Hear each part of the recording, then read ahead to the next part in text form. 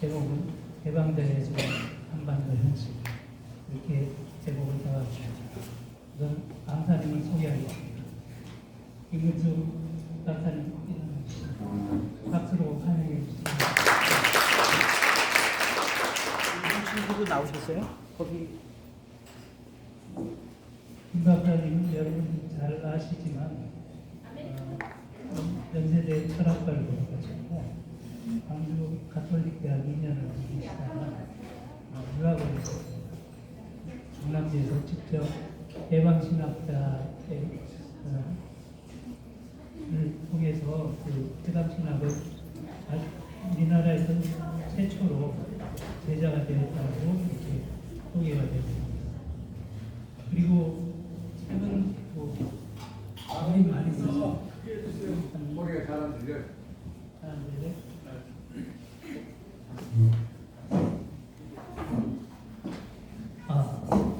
잘 들리나요? 네. 제가 맡고 있었습니다. 책을 굉장히 많이 쓰셨는데, 그 중에 대표적인 게 높은 예술, 신선한 예술, 가난한 예술, 평화의 예술, 이런 책들이 있고요. 대한 시민 언론 민들레 공동 관리인으로 민들레 지금 대한 시민 활동을 하고 계십니다. 그건 제가 단톡방에 한번 민들레 소개하는 거 웹사이트를 올려드리겠습니다. 그리고 2014년에 유명한 일화는 프란치스코 교황 방한 당시에 교황과 나 종교 책을 선정하고 스페인어로 대화를 하셨다. 이런 일화가 있습니다. 이제 강연 시작할 텐데요. 1시간 정도 강연을 하고 30분 정도의 질의응답을 하겠습니다. 물론 더 하실 수도 있는데 여러분들의 질문과 그 질문을 받아서 대화하는 시간을 많이 늘리기 위해서 1시간 정도 이렇게 제안을 했습니다. 자, 이제 강사님 나오셔서 강의하십니다. 여러분 박수로.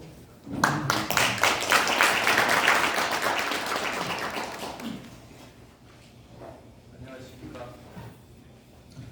시간을 아끼기 위해서 바로 강연하고 질의응답을 할 때 좀 더 자세한 이야기를 좀 하면 어떻겠습니까? 오늘 제목은 좀 미끼 상품 같습니다. 해방자 예수와 한반도 현실. 그래서 혹시 여러분 중에 이렇게 제목에 속아가지고 오신 분들이 많을 것 같은데 혹시 중간에 속았다 싶으면 가셔도 괜찮습니다. 제목과 달리 처음에 한반도 현실을 먼저 얘기하고 그 다음에 해방자 예수 이야기를 좀 하고 그 다음에 제가 몇 가지 이렇게 말씀드리고 싶은 제안을 한번 정리해 보도록 하겠습니다. 지난 1월 촛불 대행진 전국 집회에 함세웅 신부의 콘서트가 교보문고에 있었습니다. 제가 여기 강연이니까 경칭을 생략하겠습니다. 그때 축사하러 나온 여러 이렇게 어르신들 중에 문정현 신부가 이런 말을 했습니다. 함세웅 신부 당신은 왜 현장에 안 나타나느냐. 제가 상당히 거기서 충격을 받았습니다. 문정현 신부도 그렇고 함세웅 신부도 그렇고 현장에서 많이 활동하기로 수십 년 동안 애쓰신 분으로 널리 알려져 있고 인정될 분인데 문정현 신부의 생각이 현장하고 함세웅 신부가 생각하는 현장이 같지 않을 수도 있구나. 적어도 문정현 신부는 현장에 대한 그 생각이 함세웅 신부나 또는 그 자리에 참석한 많은 사람들의 생각과 다를 수도 있구나. 왜 이렇게 같이 애를 쓰는 분들이 현장에 대한 개념이 다르고 또 서로에게 그런 아쉬움을 갖고 있을까 그런 생각을 했습니다. 제가 혹시 좀 더 예민한지도 모르겠습니다.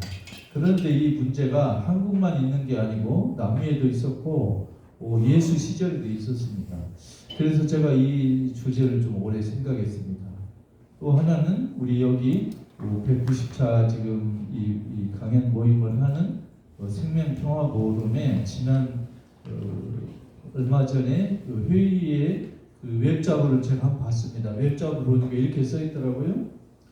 계층을 넘어 통합으로, 분단을 넘어 통일로, 제19차 정기총회 표에 있었습니다. 그러죠? 근데 제가 거기에서 분단을 넘어 통일로는 이해가 갔는데 계층을 넘어 통합으로 해서 좀 약간 의아했습니다. 왜 계층이라는 단어를 썼을까? 계급이라는 단어를 안 쓰고 또 하나 통합이라는 단어가 이제 적절한 단어인가? 물론 이거 이제 이렇게 깊은 고민 끝에 나온 표일 수도 있고 일부러 도발적으로 이렇게 토론을 초대하는 의미로 쓴 것일 수도 있는데 여기도 역시 그 앞에 계급 문제와 뒤에 그 분단 문제, 민족 문제가 또 거론되고 있더라. 이걸 제가 생각했습니다. 또 하나는 최근에 브라질에서 검찰 독재를 뚫고 대통령이 당선된 룰라 있지 않습니까? 노동자 출신. 그 룰라를 보면서 우리 대한민국은 언제 노동자 출신이 또 노동 계급이 전폭적으로 지지하는 후보가 대통령이 당선될 수 있을까? 과연 우리 대한민국의 한반도에서는 룰라 같은 분이 대통령이 될 가능성이 앞으로 50년, 100년 동안에 과연 있을까? 이런 고민을 조금 했습니다. 이 남의 문제가 아닌 것 같아가지고 그리고 지금 현재 진행되고 있는 그 윤석열 정권에 저항하는 촛불 대행진의 모습도 한번 생각해 봤습니다. 지금 왜 촛불 대행진에 사람들이 많이 안 나올까?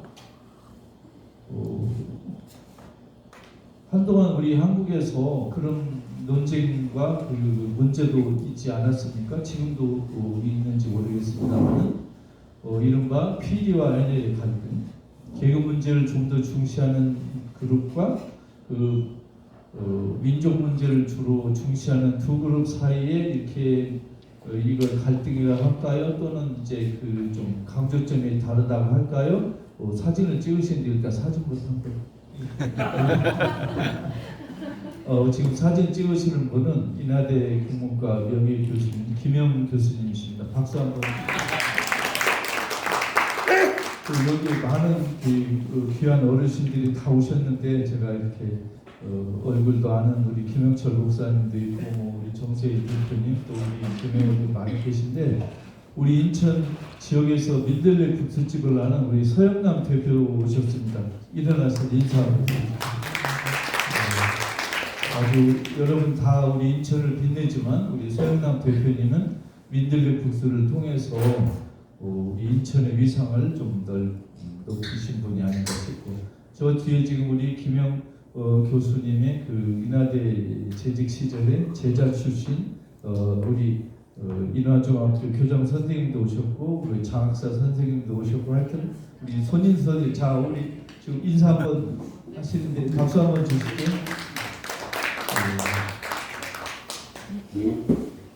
같이 우리 김영 교수님 제자들이시고 우리 교장 선생님은 3월부터 인화여고 교장 선생님으로 승진하셨다고요? 혹시 오늘 여기 커피 한 잔 내십니까? 오늘 커피 공짜죠? 이쪽으로 왔습니다. 그래서 지금 촛불 대행진에 어느 그룹은 정세 판단회에서 안 나오고 어느 그룹은 나오는데 왜 이런 일이 생길까? 브라질 대선을 보면서 제가 좀 몇 가지 느낀 게 있습니다. 참고로 저는 독일에서 신약성서를 8년 공부했고 남미 엘살바도르에서 해방신학을 3년 공부했는데 이번에 브라질 대선을 보면서 느낀 게 몇 개 있어요. 하나는 그 룰라의 멘토가 신부예요. 프라이 베투라는 신부가 있는데 그 신부가 아주 좋은 영향을 많이 미치고 있고 저는 프라이 베투의 책은 이제 안 읽어봤지만 이제 그분의 말 한마디를 기억해서 가끔 써먹고 있습니다. 소개해도 될까요? 제가 여기 나와 있는 건 제가 그냥 그렇게 하겠습니다. 생각은 머리로 하는 게 아니고 발로 한다. 생각은 머리로 하는 게 아니고 발로 한다. 이게 프라이 베투 신부의 그 주장이었습니다. 그러니까 우리 보통 생각은 머리로 하는데 프라이 베투 신부의 주장은 뭐냐면 우리 발이 누구 곁에 서 있느냐, 내가 어느 사람 옆에 서 있느냐가 내 생각을 결정한다는 거예요. 내가 책을 읽고 유튜브를 보고 이런 강의를 들어서 내 생각이 바뀌기도 하지만 실제로는 내 발이 누구 옆에 지금 있느냐, 내 발이 있는 곳에 내 생각이 있다, 이런 주장을 하는 분입니다. 근데 이 베투신부 이야기하는 것은 제가 이제 도입을 하려고 했고요. 왜 룰라가 부러웠냐면 브라질 검찰과 이 극우 보수층이 룰라를 감옥에도 보냈잖아요. 우리 지금 윤석열 정권이 이재명 대표를 감옥에 보내려는 것과 똑같은데 감옥에 갔다 와서 다시 대통령이 됐잖아요. 여기에는 제 관찰로는 뭐 제가 정치학자도 아니고 외교학자도 아니고 이런 데를 잘 모르는 한계에 대해서 말씀드리면 브라질의 노동자하고 브라질의 야권 인사들이 연대가 아주 잘 됐다는 겁니다.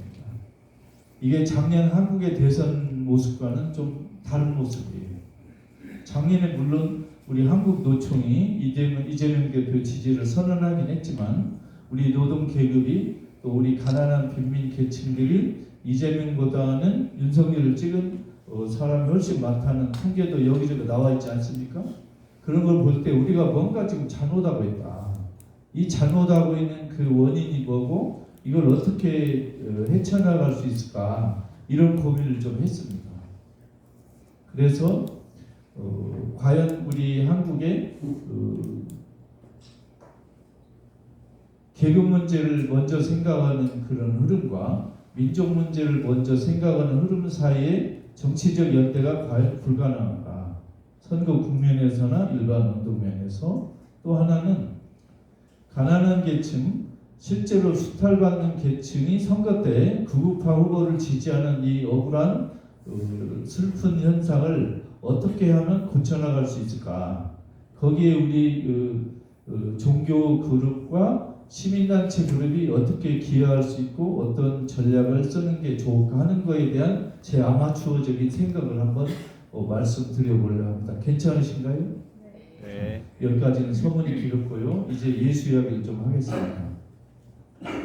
저는 예수 연구를 한 지가 30년이 넘었는데 예수 연구에서 가장 저희가 중심을 두고 제 머리를 싸매게 했던 주제가 두 개가 있습니다.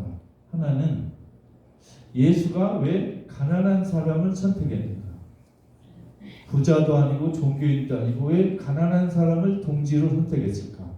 그게 하나 큰 의문이고, 두 번째는 예수가 십자가의 정치범으로 처형되었을까?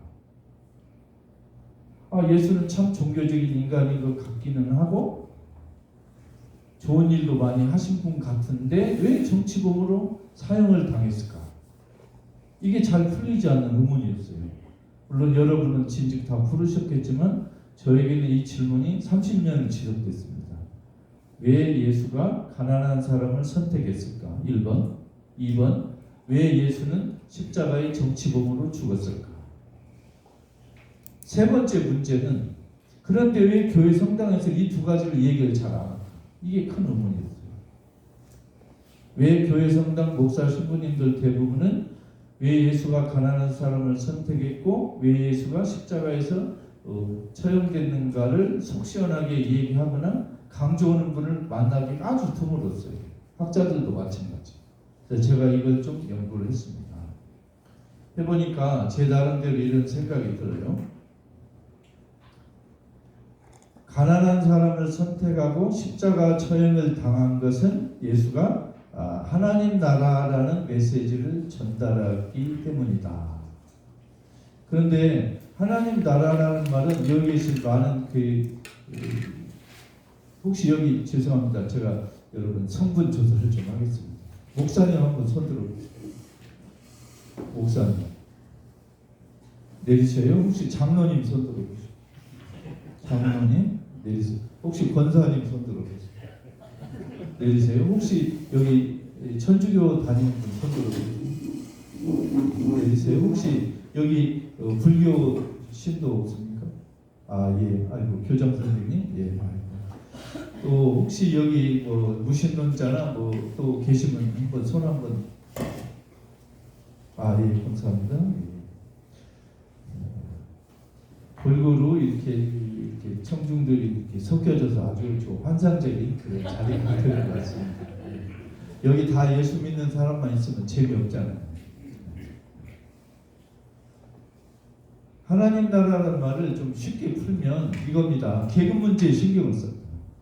하나님 나라라는 추상적인 용어를 쓰면 교회 성당 다니는 분은 좀 정서적으로 금방 가슴에 와 닿긴 하지만 뭔가 추상적인 말 같은데 좀 쉽게 말하면 계급 문제.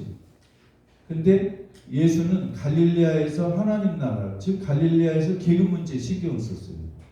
또 다른 말로 바꾸면 억압받는 사람들을 어떻게 편들 것인가, 그게 주제였어요. 다시 할게요. 예수는 갈릴레아에서 활동 초기에 어떻게 하면 억압받는 사람을 편들고 위로할 것인가 신경을 썼는데, 이걸 정치적 용어로 하면 계급 문제, 또 사회학적 용어로 많이 바꾼다면 어떻게 하면 억압받는 사람을 위로하고 편들 것인가, 신학 용어로 종교용어로 바꾸면 예수 하나님 나라, 이렇게 바꿀 수 있습니다. 그러면 예수의 활동 초기는 어떻게 하면 억압받는 백성을 위로하고 편들 것인가 하는 계급 문제를 신경을 썼어요. 그래서 억압받는 사람을 위로하고 편드느라고 활동과 말씀으로 비유, 또 이야기, 대화, 경청, 밥 먹고 술 먹고 또 사람들의 병을 고치고, 또 그 당시 사람들이 볼 때는 좀 자연과학적으로 이해가 가지 않는 그 놀라운 일 또는 이제 기적을 행했다고 나와 있습니다. 그런데 많은 목사 신부님들이 설교에서 잘 말씀하지 않는 게 하나가 있습니다. 예수의 갈릴레아 활동은 성공했습니까? 실패했습니까? 예수의 갈릴레아 활동은 성공했습니까? 실패했습니까? 이 질문입니다. 실패했어요. 왜 실패했느냐? 처음에는 그 가난한 백성들이, 그 당시에는 가난한 백성은 한 95%는 넘을 것 같아요.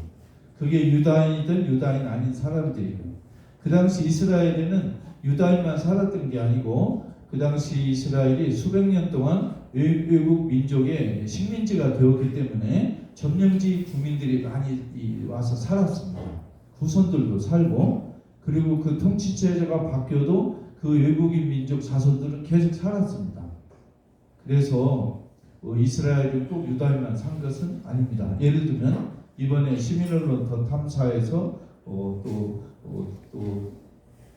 여러 유튜브에서 이렇게 그런 이야기를 하던데요.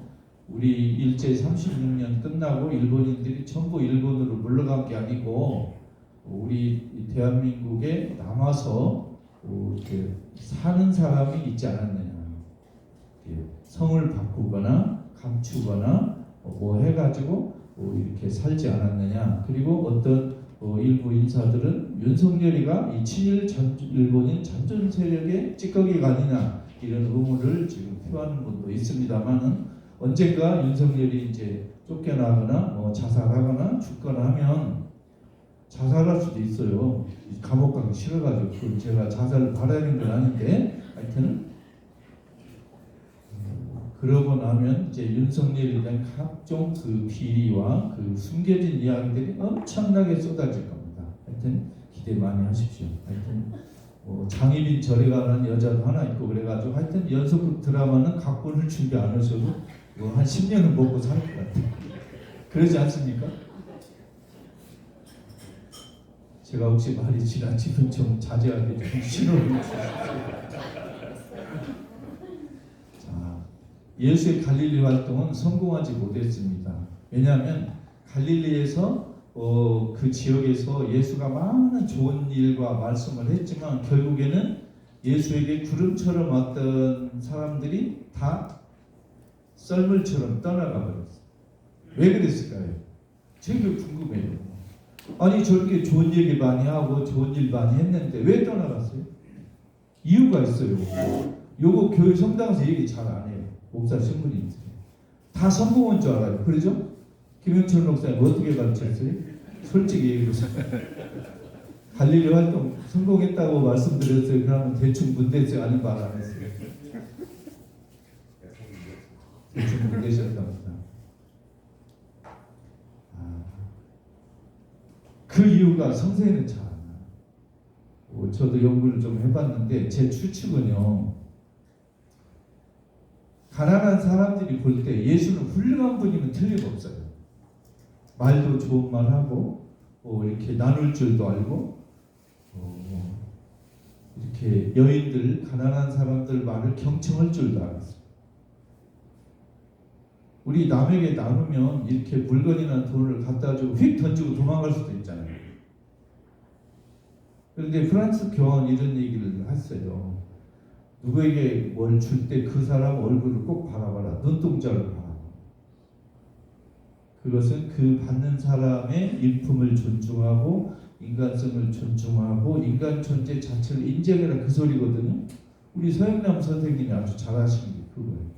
가난한 사람이 먹을 걸 주는 것뿐만이 아니라 가난한 사람의 인간적인 존엄성을 존중하고 그 문화적 능력을 존중하라 뜻이에요.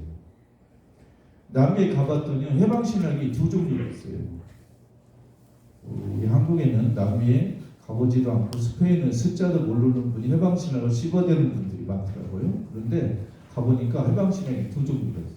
하나는 지금 여러분들이 좀 알고 있는 해방신학이, 또 하나는 아르헨티나에 서 생긴 해방신학이 하나 있는데, 가난한 사람의 그 문화적 능력, 인간적 그 능력과 존엄성을 특별히 존중하는, 제 관찰로는 한국의 민중신학하고 좀 연결될 만한 그런 흐름이 있었어요. 그 흐름을 맨 먼저 주창한 분이 얼마 전에 돌아가신 아르헨티나 사람 후안 카를로스 스카노레신 거예요. 근데 제가 이분을 2014년 로마에서 정말 우연히 만났어요. 어디 인터뷰를 가다가. 그런데 이 스카노레 신부가 지금 프란치스코 교황의 선생님이었어요. 우리 프란치스코 교황이 20살, 21살 그 신학대학의 신학생으로 신부대회에 다닐 때 28, 9살에 이 스카노레 신부가 학생들에게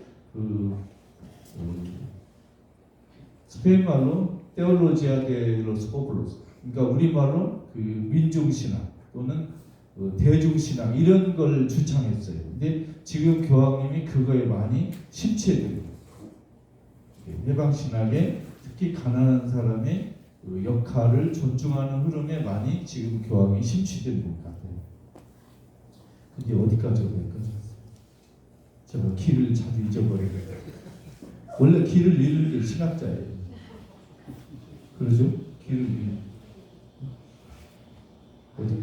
대박이가 두 가지 설명이 하나 설명했습니다. 감사합니다. 사실 제가 여러분들이 잘 듣는가 지금 보려고 했어요. 남미에 갔던 해방신학이 두 종류가 있었고, 그 중에 가난한 사람의 능력을 존중하는 그런 게 있었는데, 이걸 예수님이 보여주신 것 같아요. 예수가 보여준 것 같은데, 그런데 갈릴리 가난한 유다인이나 또 그 유다인 아닌 민족, 우리 한국 교회나 성당에서 이방인이란 말 자꾸 저희 단어가 아주 거슬려요. 이방인이란 말 하면 내가 유다인이란 뜻이에요. 그죠? 그래서 유다인과 이방인은 제가 유다인 입장에 서서 하는 말이니까 저는 꼭 유다인과 유다인 아닌 사람들이 이렇게 봐요. 자꾸 여기까지로 가는 건 여러분이 잘 잘라서 들으세요. 그런데 그분들이 볼 때 예수는 우리 가난한 사람에게 도움되는 사람이기는 분명한데, 우리 가난한 사람들이 겪고 있는 진짜 문제를 해결해 줄 사람은 아닌 것 같다는 거예요. 저분이 우리에게 마음의 위로를 주고 먹을 것을 주고 우리 말을 들어주고 같이 술 먹고까지는 잘하는데, 이 문제의 근원을 전혀 모르고 있다 이 사람이에요. 그러니까 지금 예수가 갈릴리아에서는 계급 문제에 신경을 썼는데 민족 문제로 손을 못 댔다는 거예요. 가난한 사람들이 볼 때. 왜? 로마 군대하고 언제 싸워요? 지금 예수가. 안 싸우고 있잖아요. 또 우리 유다 민족이나 유다 민족 아닌 사람들 중에 가난한 사람들의 현재 그 억울한 실상을 낳은 그 진짜 원인 가해자들을 우리 예수가 모르는 것 같다는 거예요. 모르고 싸우지도 않고 있고. 그래서 가난한 사람들이 실망해서 저 사람은 좋은 사람이긴 한데 우리의 문제를 근원적으로 해결해 줄 분은 아무래도 아닌 것 같다 실망한 거예요. 그래서 싹 떠났어요. 그러니까 가난한 사람에게 먹을 것을 주는 걸로는 불충분하다는 걸 그 가난한 사람들이 예수에게 가르쳐 줬어요. 당신 그렇게 해서는 문제 못 푼다. 왜? 우리가 떠나가는 걸 봐라. 그러니까 가난한 사람들이 예수를 떠남으로써 예수 활동에 가난한 사람들이 비토를 한 거예요. 당신 아직 멀었다. 제 추측으로는 예수가 그 갈릴리아 지방에서 수천 명이 몰려들다가 썰물처럼 떠나가는 모습을 볼 때 예수가 굉장히 당황하고 실망했을 것 같아요. 내가 뭘 잘못했는데 나를 떠나가냐 버리고? 나에게 뭐가 부족했지? 저 착한 가난한 사람들이 왜 나를 버리고 갔을까? 나에게 모자란 거 뭘까 많이 고민했을 것 같아요.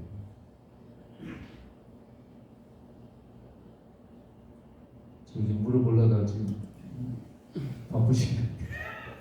자, 이제 예수가 작전을 바꿔요. 어떻게 바꾸냐?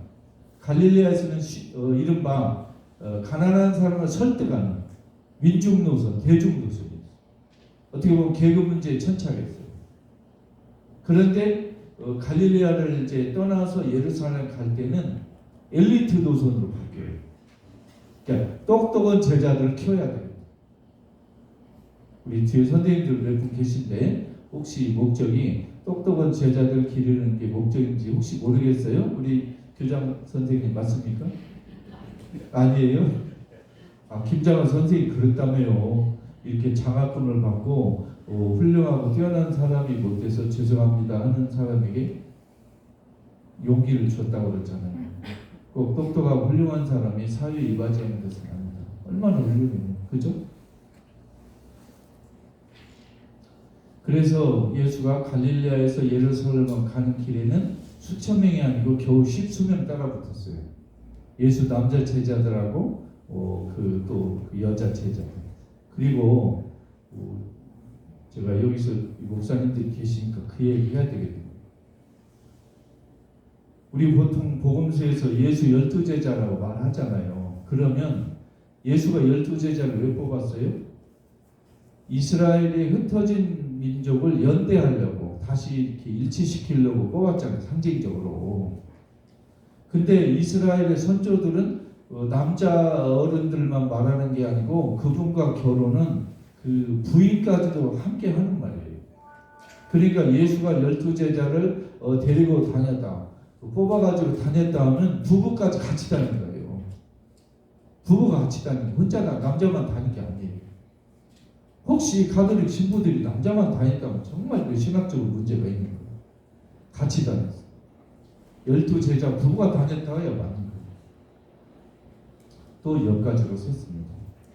엘리트 노선은 예수를 이해하는 똑똑한 소수의 제자를 길러서 이스라엘에 널리 퍼뜨리자 이거였어요. 이거 성공했습니까? 실패했어요. 실패했어요. 왜? 일단 제자들이 예수를 이해를 못했어요. 그걸 어떻게 증명하느냐? 예수 십자가에 달리니까 어떻게 돼요? 다 도망갔잖아요.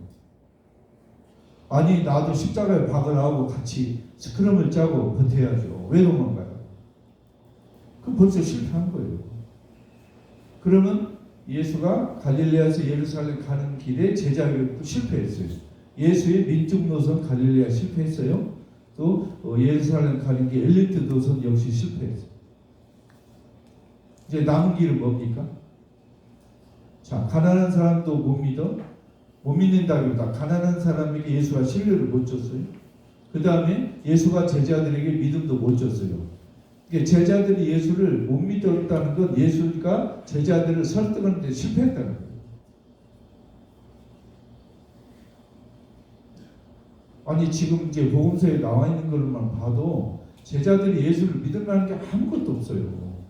아니 예수가 잘 되면 뭐 영의정, 우의정, 좌의정, 검찰, 총장, 법무부 장관 딱딱딱 이렇게 미리 예비 캐비넷도 만들고 내가 잘 되면 너 꼭 신세 갚을게. 걱정하지 마. 무조건 따라와. 내가 너를 설마 자리 안 줄까? 설득을 하거나 그래야 되는데 뭐라고 하죠? 나랑 같이 가서 죽을까 봐 하죠. 이런 사람을 누가 따라가요? 정신 나갔지. 또 명예도 쫓지 마라. 여러분 멍에는 우리말로 뭐죠? 멍해. 인생은 저기 점 하나가네요. 명예는 멍해예요. 점 하나씩 딱 떼면.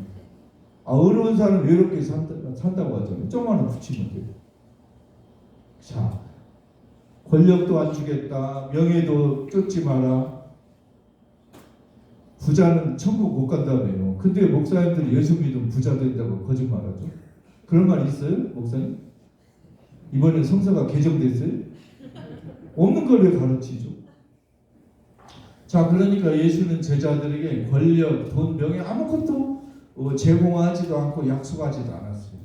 이런 사람을 누가 따르겠어요? 하다못해 지방의 의원이라도 공천 약속을 해야 따라가죠. 아무것도 없잖아요. 당연히 도망가죠. 저희가 뭘 믿고 튀어? 아마 예수도 제 생각에 순간적으로 그 겟세마니 동산에서 체포되기 전에 그 겟세마니 언덕 넘어가면 유다 사막이 있어요. 그리 도망갈 수도 있었어요. 아마 마음속에서 도망가려고 정말 꼼짝같이 했는데 본인이 한 말이 있어서 자존심 있어서 못 도망갔을 거예요. 그냥 깔끔하게 죽는 게 낫지 거짓말적으로 역사에 딱 남으면 안 되잖아요. 쪽팔리게. 자, 예수가 제 생각에는 갈릴리에서 계급 문제에 집중하다가 사람들에게 이렇게 비토당하고 난 뒤에 자기 생각을 좀 바꾼 거예요.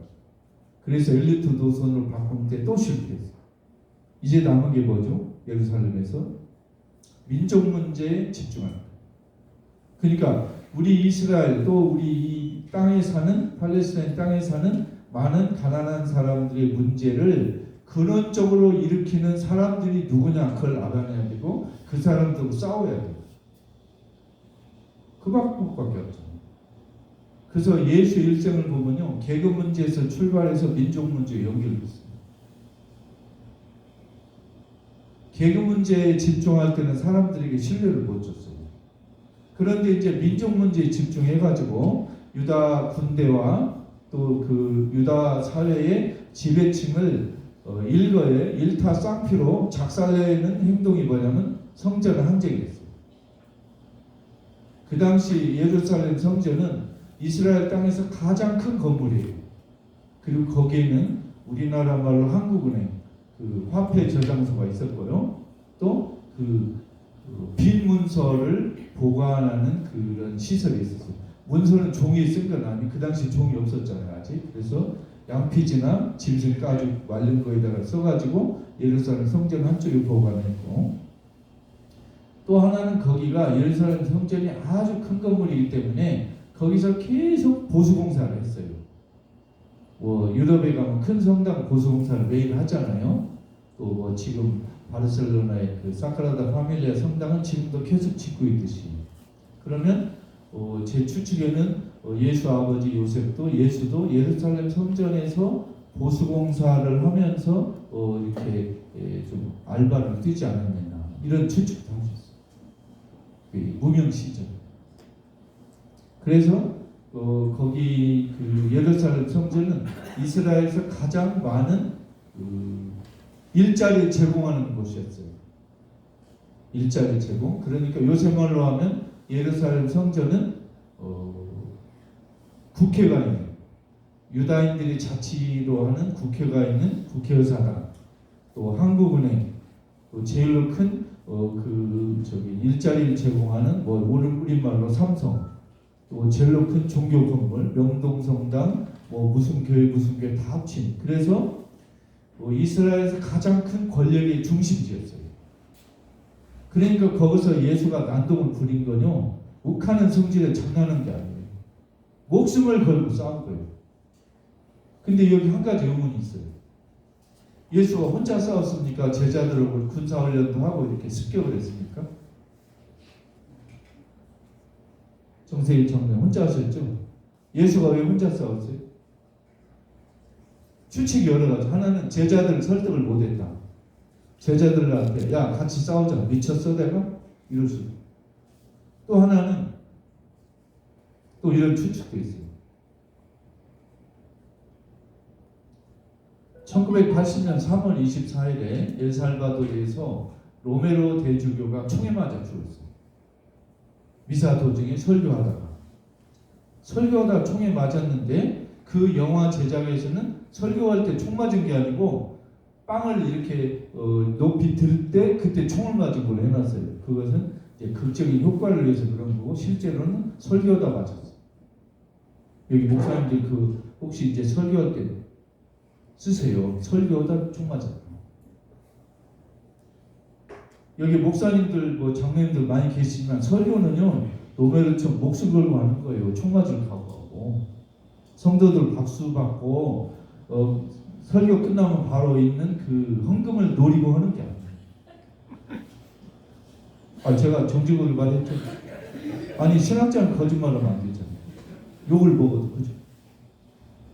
저는 방송에 나갈 때도 꼭 다짐하는 게 있어요. 내가 욕을 먹더라도 거짓말을 해서는 안 돼.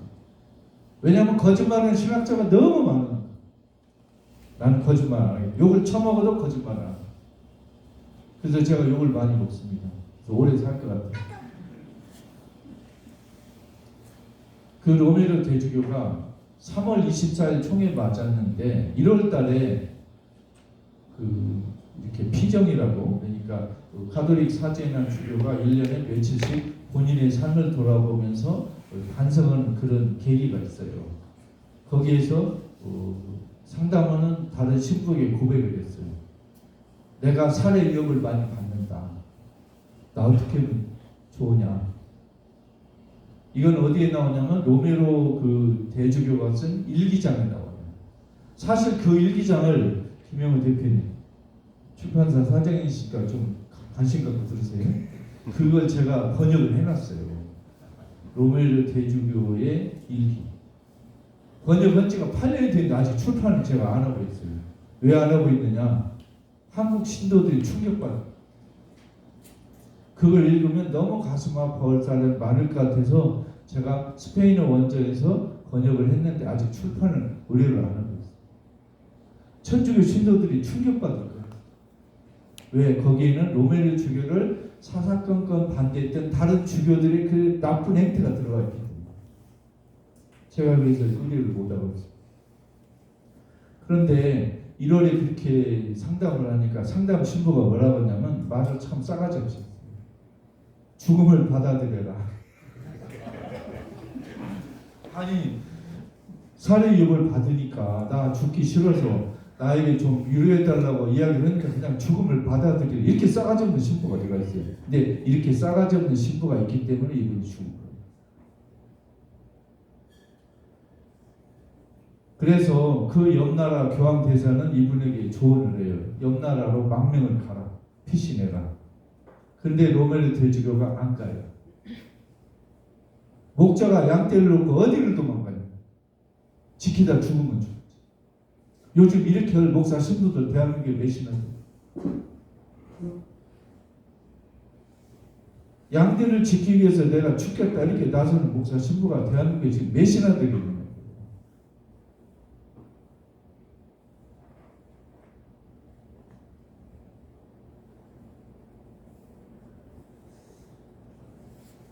그 다음에 2월 3월에 로메로 대주교가 참 쓸데없는 일을 했어요. 뭘 했냐면 원래 로메로 대주교는 운전을 잘해요. 근데 본인이 원래 운전을 했는데 주교가 한국의 주교들은 전부 운전사 두고 합니다. 지 손으로 운전하는 주교 한 놈도 없어요. 40명이 넘는데 자기 손으로 운전하는 주교는 하나도 없어요. 전부 운전기사였습니다. 어떻게 이런 세상이 있나 몰라요. 그런데 로메로 대주교가 그 운전사를 고용을 했어요. 왜 고용했겠어요? 본인이 편하려고 한 게 아니고 일자리 하나 늘리려고 했어요.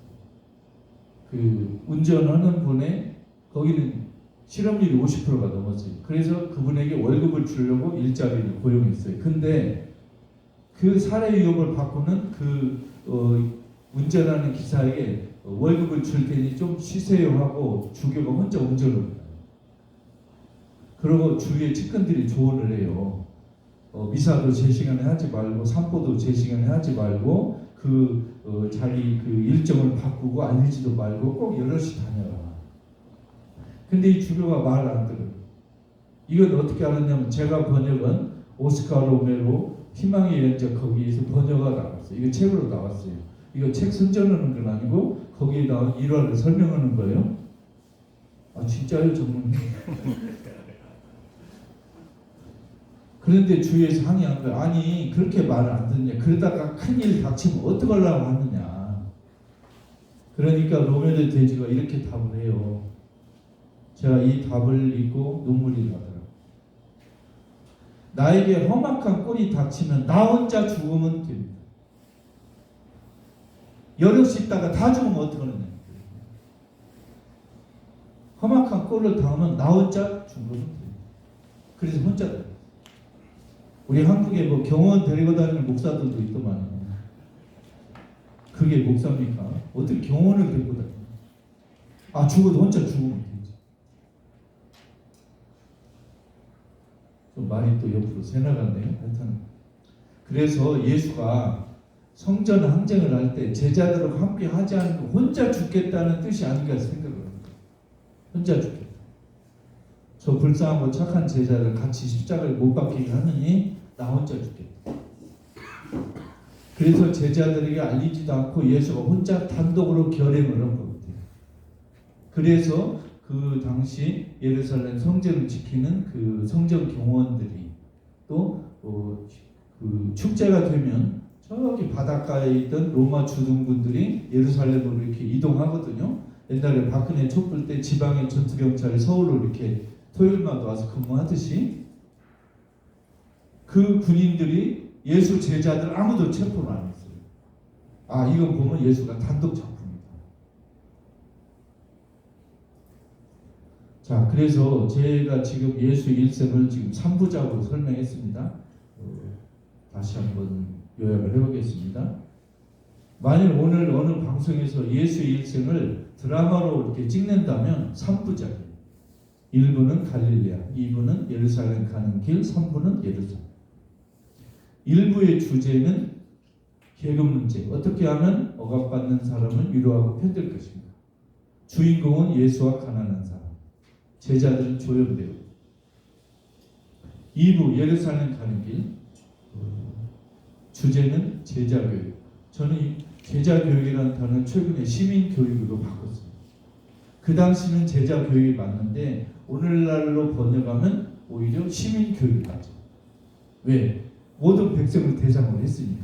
예수를 믿는 사람만 특별히 훈련한 것도 아니고 그래서 시민교육으로 바꾸는 게 낫겠다. 그래서 지금 우리 이번에 여러분 시민언론 더 탐사 아시죠? 윤석열 정권과 가장 치열하게 맞서 싸우는 유튜브 방송 시민언론 더 탐사. 거기에서 이제 최근에 시민학교를 만들었어요. 그래서 윤석열을 끌어내리기 때까지는 시민언론 더 탐사가 탐사보도, 즉 감추어진 소식을 끌어내고 어둠 속의 숨은 뉴스를 이게 대낮에 밝히는 그러한 탐사를 전문으로 한다면, 시민학교는 윤석열 이후에 우리 백성들이 국민들이 어떻게 행동하고 할 것인가 그 이유를 대비하는, 그래서 그 여러 분야의 그 좋은 강사님들 모셔다가 일종의 시민 교육을 해야 되겠다. 어느 언론에서도 하지 않는. 그래서 2월 말 3월 초부터 일주일에 1시간 정도 이렇게 유튜브로 나갈 겁니다. 거기에는 이제 여러 지금 예정되어 있는 게 있는데, 이런 게 약방의 감초처럼 좀 해도 되죠? 이거 지금 유튜브 찍죠? 아, 그래서 일부러 하는 거예요. 선정을. 자, 저 뒤에 우리 김영 교수님 계신데 다시 한 번만 읽어주세요. 노자 이야기로 이제 강의를 시작합니다. 노자 이야기. 박수 칠 때가 됐는데. 왜냐하면 노자는 그 생태 문제, 환경 문제하고 많이 연관이 되잖아요. 또 이렇게 욕심을 버리는 문제. 그래서 우리 지금 막 부동산 문제, 땅 문제, 또 아주 지독한 일그러진 자본주의 그 추악한 얼굴을 고치는데 우리 노자 선생님이 많이 좀 역할을 하실 것 같아가지고 우리 김영 교수님이 노자의 생태 이야기를 이제 하실 거고요. 소재 부분 조금 다를 수 있습니다. 또 우리 한국 역사와 유럽 역사를 잘 아는 백승종 교수가 이제 그 역사 이야기. 그래서 이분은 크로스오버 역사학자인데 한국 역사와 이제 유럽 역사를 잘 알아가지고 동학 책도 썼고 그래서 이제 우리 그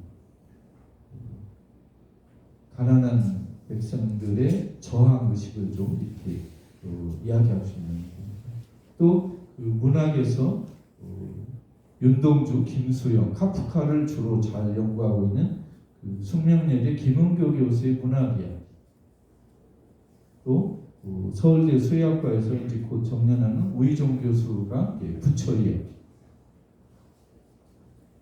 그 다음에 제가 예수 이야기 그래서 이제 곧 강의가 시작돼요. 일주일에 1시간 정도 나가요. 지금 제가 예수 이야기로 3부작을 했는데요. 제가 이제 2월부터 하면 갈릴레아 예수를 주로 쓰려고 그거 좀 하고 그 다음에 2부 3부로 가면 돼요. 말하자면 이거 시민교육이에요. 교회 성당에서 교회 성당 나오라고 그 사람들을 이렇게 설득하고 이렇게 훈육하는 그런 스타일의 교육이 전혀 아니에요. 교회 성당 나오라고 하는 교육이 아니고 진짜 예수는 누군가? 예수가 고민했던 문제는 뭔가? 예수가 사람들에게 실망했던 건 뭔가? 이런 걸 좀 학문적으로 설명하고 싶어요. 이 예수의 3부작으로 한 건 이렇게 설명했습니다. 계급 문제에서 민족 문제로 연결됐다고 말씀드리고 그러면 아까 그 문정현 신부, 함세균 신부 이야기 그 브라질의 룰라 이야기 우리 한반도의 남한과 북한을 합친 계급 문제와 민족 문제 이야기가 우리만의 이야기가 아니고 옛날의 이야기가 아니고 다 연결이 되어 있더라고요.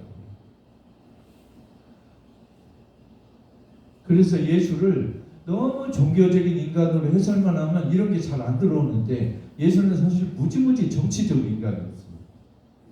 정치적이란 정치란 단어가 좀 이렇게 부정적으로 쓰일 수 있는데 다른 말로 바꿀게요. 예수는 정치를 훤히 알았어요. 예수가 정치적인 권력을 획득하기 위해 싸웠다 그런 뜻이 아니고 정치판이 어떻게 돌아가는가를 훤히 알고 있었다는 게 예수가. 그래서 이 가난한 사람을 괴롭히는 그 원흉이 누군가를 정확히 알아가지고 그 로마 군대와 유다교 지배층들을 일거에 일타쌍피로 제가 고수도 못 칩니다. 이거 말로만 일타쌍피로 타격을 가한 것이 예루살렘 성전 항쟁이 아닙니다. 그렇게 생각합니다. 그런데 예루살렘 성전 항쟁은 실패했습니까? 성공했습니까? 다른 말로 예수의 민족 문제에 대한 그 노력, 예루살렘 활동은 실패했습니까? 성공했습니까? 실패했잖아요. 십자가에 체포돼가지고 십자가에 처형당했지만 실패했죠. 인간적으로 역사적으로 실패했으나 종교적으로 신학적으로 성공한 거예요. 이렇게 사는 게 맞다. 예수처럼 사는 게 맞다. 예수처럼 계급 문제에 출발해서 민족 문제로 연결하는 이 삶이 맞다. 예수처럼 돈, 권력, 명예를 따르는 게 아니고 억압받는 사람을 위해서 억압받는 사람과 싸우는 이 삶이 맞다 하는 것이 우리가 말하는 부활이에요. 하나님이 볼 때 예수 네 삶은 옳았어. 너처럼 살아야 돼 하고 우리가 고백하고 다짐하는 게 이른바 그리스도께서 부활이라고 하는 거예요. 부활은 죽은 시신이 어떻게 일어섰느냐 그게 전혀 아니에요. 지금 목사 신부들이 많이 그렇게 하지만 전부 거짓말입니다. 죽은 시신이 어떻게 의학적으로 화학적으로 반응해서 변하느냐 이게 말하는 게 부활이 전혀 아니에요. 이거 이야기하면 정말 큰일 나요. 근데 품질 나쁜 이른바 일부 종교애들은 지금도 그런 얘기하고 있어요. 저기 여기 장로님 목사님들 많이 계시지만 제가 좀 불편한 얘기 좀 해도 되죠? 제가 옛날에는요 주위에서 예수를 알려면 어떻게 해야 됩니까? 하고 질문을 많이 받았어요. 그러면 제가 주로 이렇게 답했어요. 만족스럽지 못해도 교회 성당에 나가십시오. 지금 바뀌었어요. 예수 알고 싶으면 가능하면 교회 성당 가지 마. 가면 분명히 잘못 배울 가능성이 커. 안 가는 게 좋아. 그러면 예수를 모르면 그 안타까움, 섭섭함은 어떻게 해요? 잘못 배운 것보다는 모르는 게. 저 잘못 배울까 수십 년 이렇게 잘못 배워가지고 헤매고 하느니 차라리 모르는 게. 모르는 상태에서 그냥 성서만 보십시오. 그러니까 성서는 자주 보되 교회상당 안 나가는 식으로 제가 설명하고 있어요. 목사님들 좀 불편하시죠? 이렇게 만든 게 누구예요? 저는 그렇게 말 안 했어요. 저에게 이런 말이 나오도록 그 상태를 만든 게 누구냐고 묻는 제가 바보죠. 그죠? 자, 여기까지는 제가 지금 우리 계급 문제와 민족 문제를 연관해서 우리 지금 한반도 문제, 남미 또 이렇게 예수 시절을 쭉 이야기했고요. 제가 진짜 하고 싶은 말이 있습니다. 자, 그러면 우리 질문이 나올 수 있잖아요. 그러면 예수도 계급 문제에서 민족 문제로 연결하는 그 인생길을 걸었지만 실패했는데 그럼 우리는 어떻게 해야 되느냐? 좀 불편하시겠지만 예수처럼 사는 게 맞다 생각했어요. 예수처럼 살다가 죽어도 그 잘하는 짓이에요. 그런데 여러분 체게바라 아시죠? 체게바라 이 뜻이잖아요. 체게바라. 체코라 이 뜻이죠. 체게바라. 보시죠? 체게바라. 체게바라. 체코라 이 뜻이에요. 제가 여기 우리 여기를 좀 뒷받침해 주려고 하면 체게바라. 그런데 여러분 내 개바라 아세요? 아시는 분 손 들어요. 혹시 제가 다음에 나온 책을 선물할 수도 있어요. 내 개바라 아세요? 네. 말씀해 보세요. 지금 그 엄청난 저력으로 사회운동을 이끌고 계신 네 분의 선생님을 말씀을 하시는 걸로 알고 있습니다. 그 중에 한 분이 어디 계세요 지금? 김현 교수님도 계시고 김근수 선생님도 계시고. 그건 뭐 하여튼 채하고 내하고 비슷하니까 이렇게 붙인 건데 감신대 그 명예 교수이신 그 박충구 교수님 윤리학을 전공하셨고 또 우리 저 뒤에 계신 김영 교수님 이렇게 국문학자신데 노자 강의가시고 또 연세대 그 신학과의 정종호 교수님 저가 다름이 아니고 김영 교수님 파리에서 교수님은 따님이 두 분이신데 다 파리에 사세요. 근데 거기 이제 손지들 이렇게 돌봐주러 또 가실 때 제가 문자를 선배님 똑같은 그 스카프 비싼 걸로 4개 사오시라. 그래서 4개 딱 내면 4개 받았다. 그랬더니 우리 저기 선배님이 또 후배가 무섭잖아요. 왜냐면 제가 책을 쓰는 사람이라 혹시 안 사오면 제가 책을 쓰다가 제가 부탁했는데 안 사왔다고 책에 써버리면 곤란하잖아요. 그래서 사오신 거 같아요. 선배님 죄송해요. 이게 유머를 할 건데 사오셨어요. 그래가지고 촛불 대기전에 넷이 똑같이 이렇게 이걸 하고 나가니까 또 베레모가 또 3개 또 사오셨어요. 전 하나 있어요. 넷이 똑같은 베레모에다가 이걸 하니까 이제 내 개발한 호칭을 제가 붙였어요. 그래서 그렇게 됐는데 그건 아니고 예수의 일생을 보고 나는 예수처럼 살기 싫다라고 말한 사람 중에 하나가 체게바라. 체게바라는 그 신부 중에 친구가 많았어요. 그런데 체게바라가 20대 때 30도 안 됐을 때 어머니에게 보낸 편지에 이런 구절이 있더라고요. 어머니, 저는 예수와는 다른 방식으로 싸울 겁니다.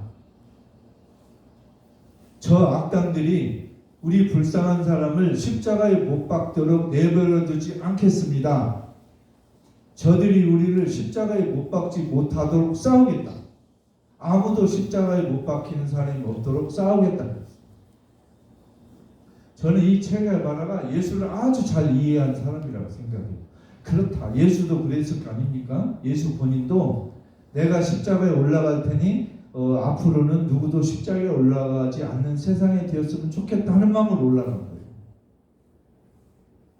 예를 들면 지금 어느 목사님이 내가 십자가에 올라가 죽을 테니까 우리 교회 성도는 아무도 십자가에 올라가지 말고 나 먼저 올라가겠다. 응? 제 생각은 수원의 김장원 목사는 그렇게 하고도 남은 인물이에요? 아닌가요? 전광훈 목사? 뭐 순복음 이영훈 목사? 사랑하게 오정현 목사 이런 분들 아마 스스로 십자가 올라갈 것 같아요. 나를 죽여라. 우리 성도는 죽이지 말고 충분히 하고도 남을 것이다. 김진홍 목사도 아마 가능하지 않을까요? 이렇게 해야 진짜 예수 아닙니까? 나를 못 박듯 다른 사람 못 박지 말라. 체 게바라처럼 아무도 못 올라가.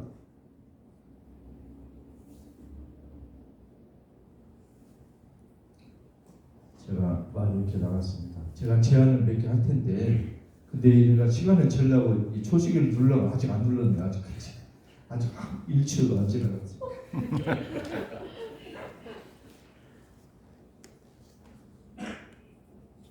만일 우리가 계급 문제에서 출발해서 민족 문제를 가려면 계급 문제 신경을 많이 쓴 계층에서 대통령 한두 번 나와도 되지 않겠어요? 그러면 현재 한국의 노동자 계층에서 또 노동 문제에 깊이 관여하신 분이 대통령 되면 참 좋겠는데 그럴 가능성이 현재 있을까요? 저는 그 가능성을 이렇게 논하고 싶은 것이라기보다 왜 계급 문제에 신경을 많이 쓰는 사람들이 실제 정치 권력을 획득해서 이렇게 좀 얽힌 문제를 풀어보는 그런 노력을 왜 열심히 하지 않을까 안타까워서 그래요.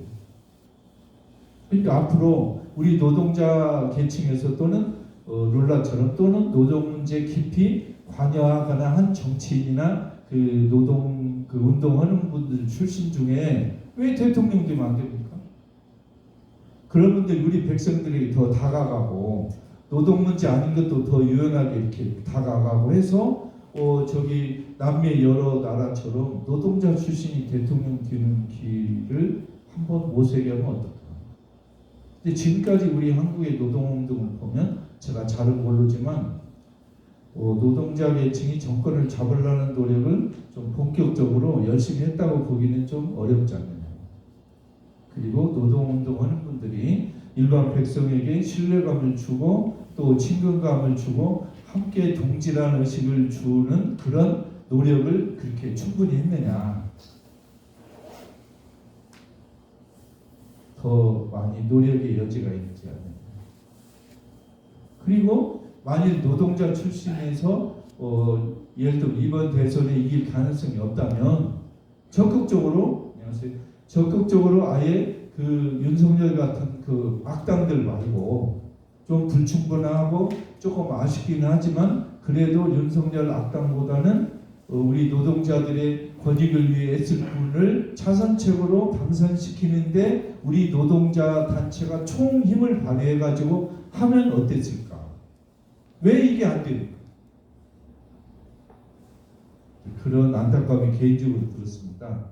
근데 여러분 중에 또는 이 방송을 듣는 분이 중에 어느 분이 노동 문제에 더 깊이 아시는 분이 또 다른 좋은 조언을 할 수도 있고 또 저를 반박할 의견도 있을 수 있는데 하여튼 저는 제 의견을 지키는 게 목적이 아니고 노동 문제를 관여한 분들이 정치 권력을 잡는 그날을 바라기 때문에 이런 말을 하는 거예요.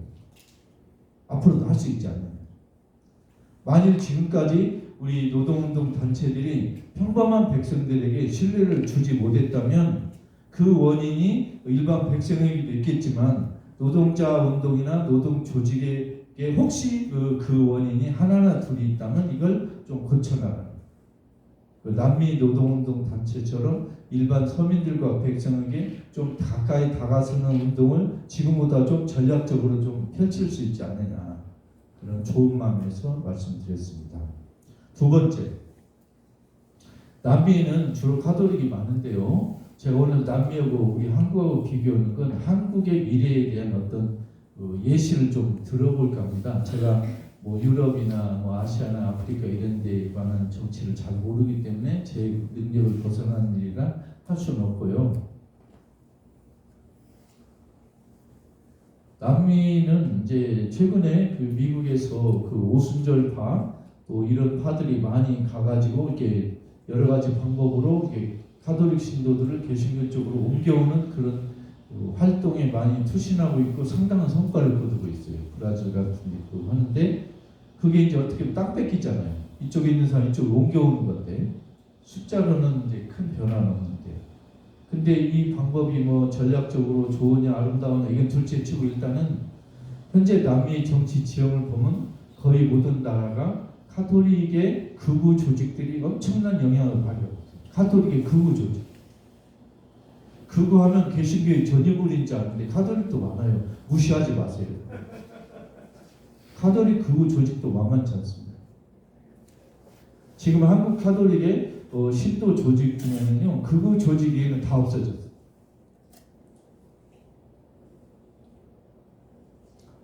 그런데도 불구하고 남미 카톨릭의 해방 신학자들이나 일부 주교나 일부 신부들이 백성들에게 신뢰를 많이 주고 그런 정치적인 그 계기에 백성들에게 좋은 영향을 주는 사람들이 상당히 많아요. 한국에 비하면 상당히 많아요. 근데 한국에는 거의 종교별로 따지면 남미에 비하면 상당히 모자라요. 우리 개신교만 해도 7, 80년대, 카톨릭만 해도 7, 80년대에 백성들에게 신뢰를 주고 교회 성당에 다니지 않더라도 정말 그 행동을 따르고 싶고 그분들이 안내하는 걸 따르고 싶은 분들이 많았는데 지금은 그 숫자가 많이 줄었고 비율도 줄었고 특히 젊은 세대에서는 잘 안 나타나고 있어요. 그죠? 불교는 뭐 말할 것도 없고 제가 종교별로 품평하는 건 아닙니다. 제가 어느 방송에서 이런 얘기했습니다. 불교가 곧 망할 것이다. 개신교가 곧 뭐 할 것이다. 그래서 제가 그랬습니다. 카톨릭을 왜 이렇게 우습게 봅니까? 금메달은 카톨릭입니다. 왜? 지금 이제 카메라를 보니까 갑자기 용기가 줄었어요. 그냥 거짓말 안 해야 되죠. 그냥 평범한 그냥 일상 용어로 말하면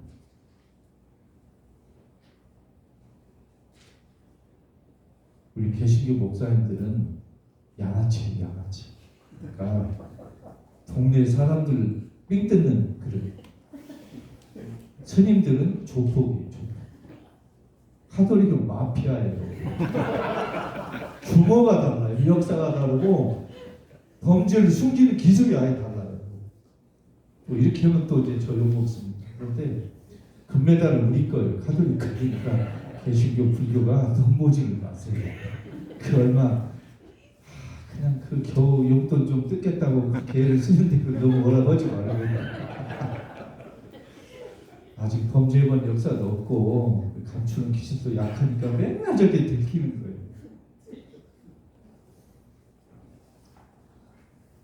요 영상은 선생님 빼셔도 좋습니다. 저도 살아야 되니까. 예. 저는 조식 안 들었는데 1시간이 넘어갔네요. 두 번째, 그래서 한국 종교에는 왜 남미 종교처럼 백성들에게 신뢰를 주고 이렇게 앞길을 안내해 줄 만한 사람이 적은가? 이것은 우리가 반성해야 돼요.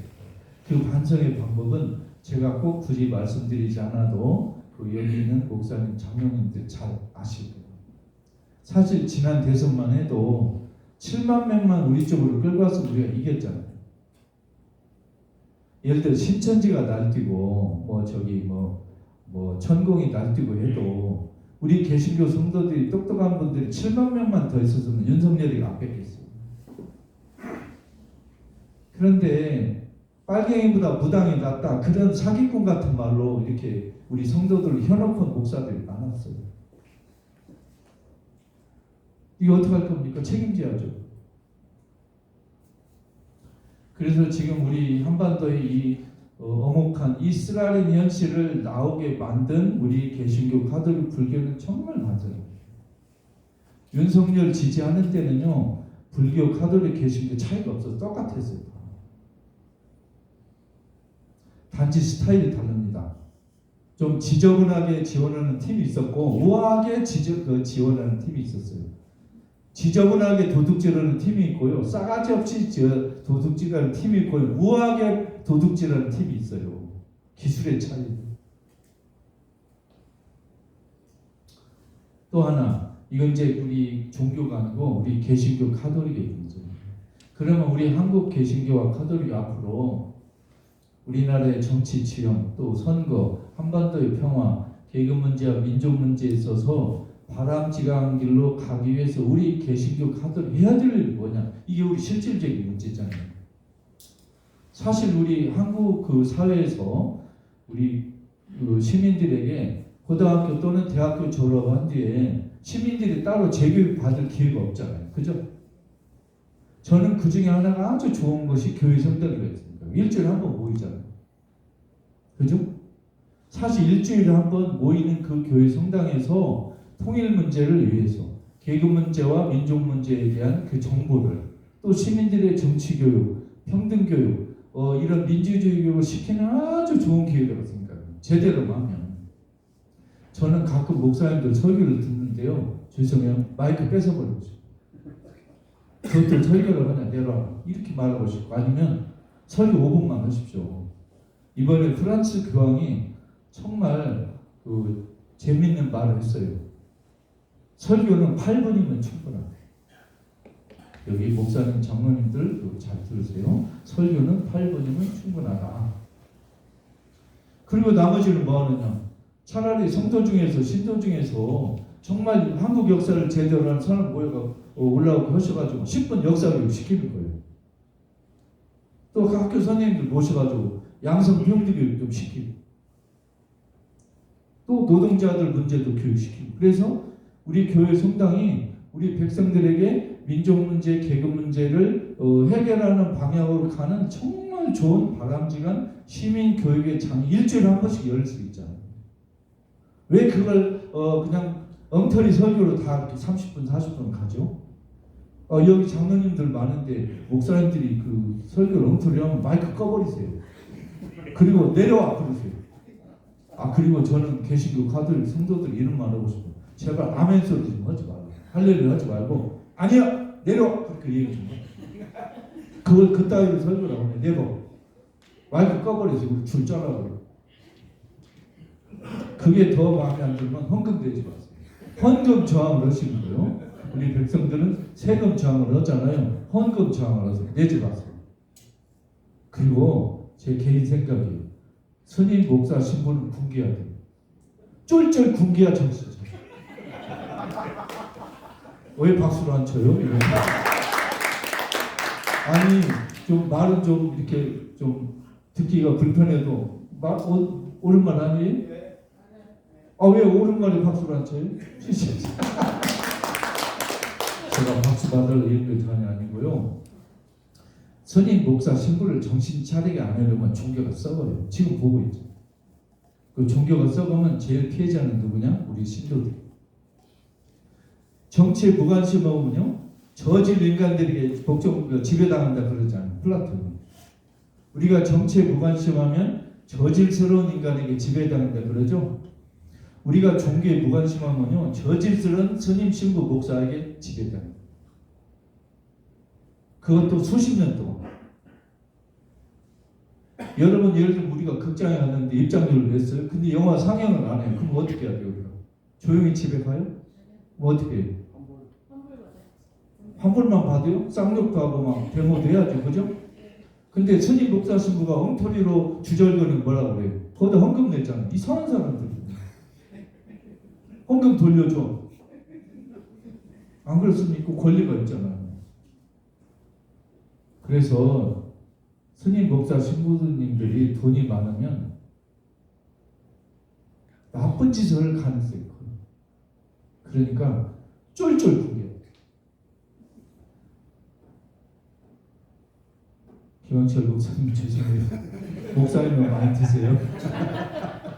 자, 제가 너무 이렇게 말이 빗나갔고 하는데, 여러분 제가 개떡같이 말했지만 여러분 찰떡같이 알아들으시죠? 네. 자, 오늘 말씀을 요약하면 우리 한반도 상황은 계급 문제와 민족 문제가 연결된 어려운 상황인데, 남미보다 지금 이게 노동자 출신이 집권하지 못하는 그런 상황이다. 그런 계급 문제와 민족 문제를 예수도 겪었고 예수도 계급 문제에서 출발해서 민족 문제까지 머리가 트인 사람이다. 그리고 예수의 그 지적 각성을 위해서 가난한 사람이 사실 많은 도움을 주었다. 이제 그런 쪽으로 얘기를 했고요. 또 쟤는 노동계급이 한국 종교가 또 우리 개신교 가톨릭이 계급 문제와 민족 문제 해결을 위해서 어떻게 하면 좋을지에 대해 많은 고민이 있다. 이걸 말씀드렸습니다. 그래서 저는 여기까지 말씀드리겠습니다.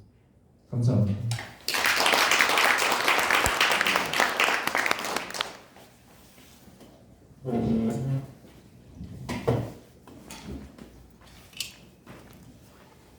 네, 오늘의 그 제목이 해방자 예수와 한반도 현실이지 않습니까? 그 예수와 이렇게 제목을 잡으신 이유가 저는 들으면서 좀 알게 됐습니다. 그 예수와 한반도의 공통이 바로 계급 문제하고 민족 문제죠. 이제 질의응답 시간을 갖겠는데요. 20분만 갖도록 하겠습니다. 근데 우선 질의응답에 앞서서 질문하실 때 질문은 좀 질문답게 해주시면 좋겠습니다. 방해하지 마시고요. 그래서 질문은 1분만 하시고 답변도 3분만 하시고 이렇게 해가지고 한 5분이 하면 20분이 됩니다. 질문 받을 텐데 제가 마이크 앞으로 가면은 정리하라는 사인을 이렇게 아시고 질문해 주시기 바랍니다. 질문 받겠습니다. 예.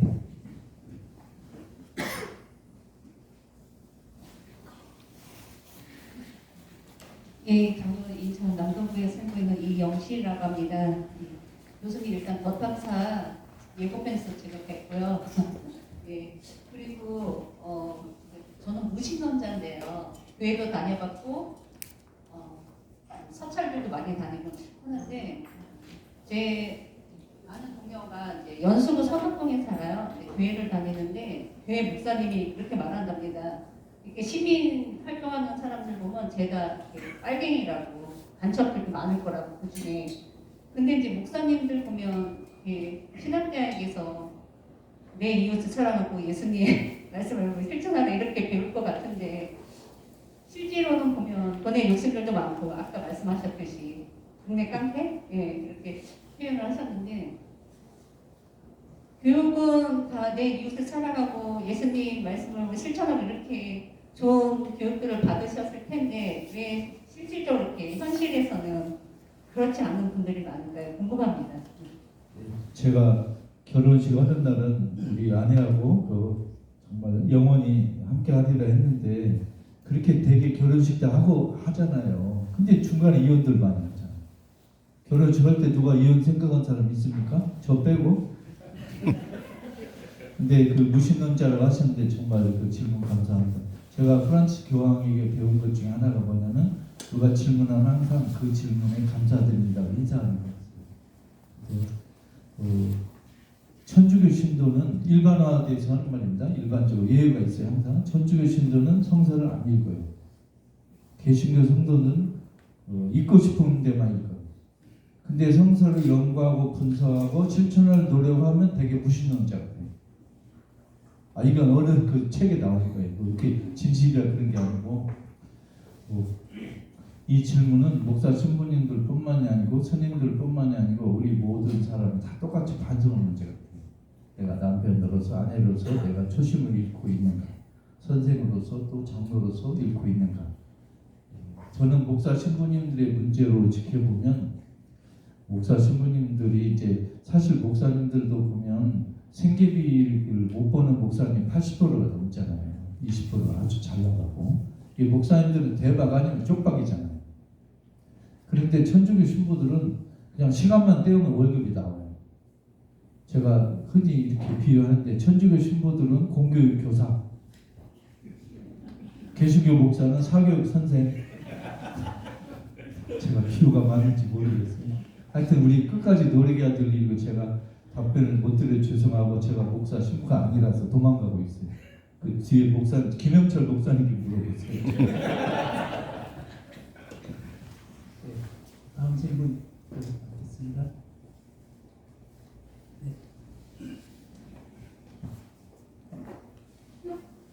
예, 강의 잘 들었습니다. 예,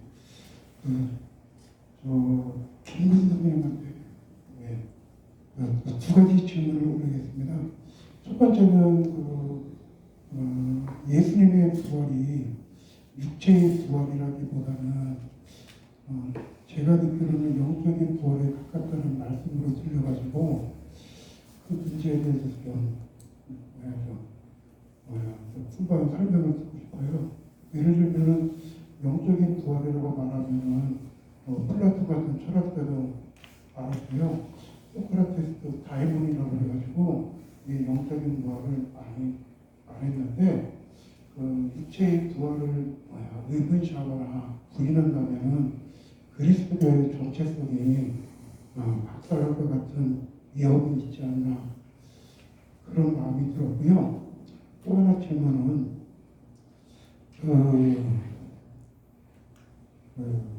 저는 카톨릭은 잘 모르겠고요.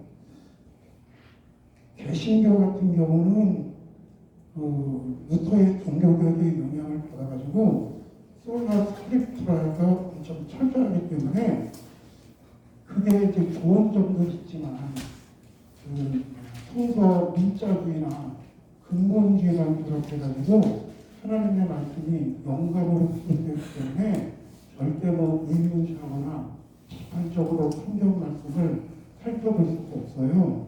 그러다 보니까는 한국교회의 대다수가 좀 문제가 심각한데 그거에 대해서 좀 좋은 말씀 좀 부탁드리겠습니다. 두 가지 질문인데 첫째는 제가 영적인 부활을 옹호하고 육적인 부활을 이제 이렇게 좀 부정했다 그런 표현보다는 우리 예수가 말하는 부활은 이제 두 가지를 의미한 하나는 현재 우리 인간 존재와 무관하지 않다. 현재 우리 인간 존재와 무관하지 않다. 그거 또 하나는 현재 우리 몸이 그대로 살아난다고 말하는 건 아니다. 두 가지를 말씀드립니다. 그 정도로 된 것 같고 문자주의나 근본주의는 옛날에는 개신교에서 주로 창조론하고 연관이 됐어요. 근본주의자들은 진화론을 부정하는 그쪽으로 많이 이제 기울었는데 지금 근본주의는 그건 이제 지나간 것 같아요. 지금은 진화론을 부정하는 사람은 없으니까 꼴통 개신교들도 진화론 부정하니까 다 인정하니까.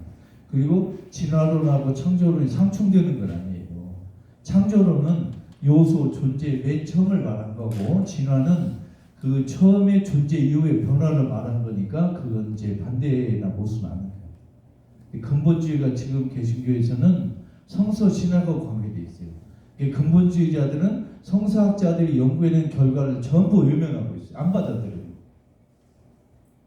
그런데 근본주의 아닌 사람들은 그래도 성서는 전문가들의 말을 들어야지 하고 귀를 기울여요.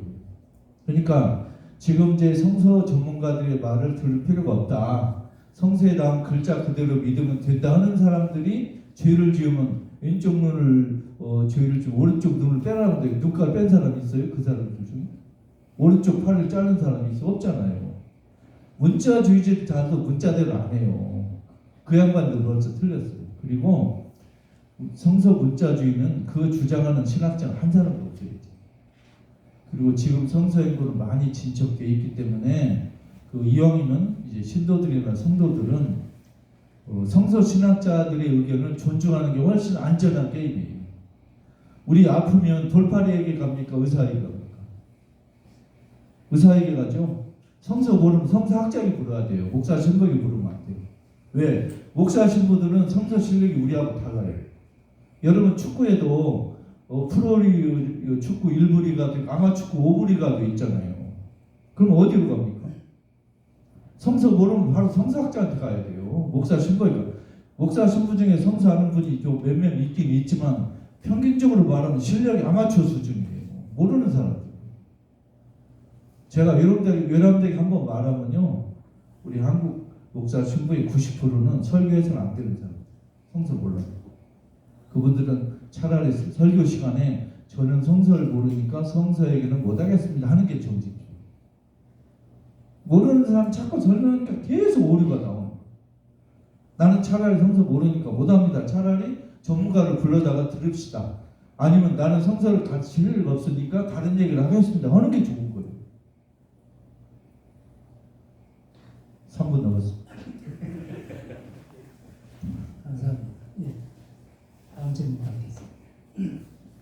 이제 세 분 남았고 이분하고는 이제 2분밖에 안 남았습니다. 잘 준비하셨다가 질문해 주시기 바랍니다.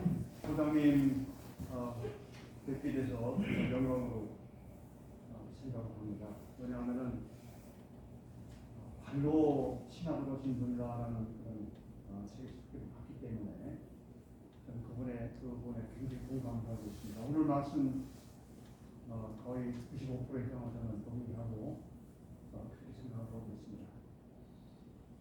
저는 교회의 집사로 있는데 교회 개혁에 깊은 관심을 갖고 있는 사람입니다. 교회를 사랑하는 사람으로서 한국 교회가 왜 이렇게 타락했는가 이거를 이야기하는 것 자체가 김원곤이 얘기했습니다. 왜냐하면 사람들이 다 알고 있거든요. 윤석열이 포악한 거 사람들이 다 알고 있습니다. 그거를 저는 오늘 말씀드리고 싶은 마음은 없고 여러 가지 교회 타락 요인의 그 원인에 대해서 저는 몇 가지로 요약하고 그랬는데 가운데 들어가면은 무엇이 있느냐? 저는 거기 목회자의 타락이 있다고 생각합니다.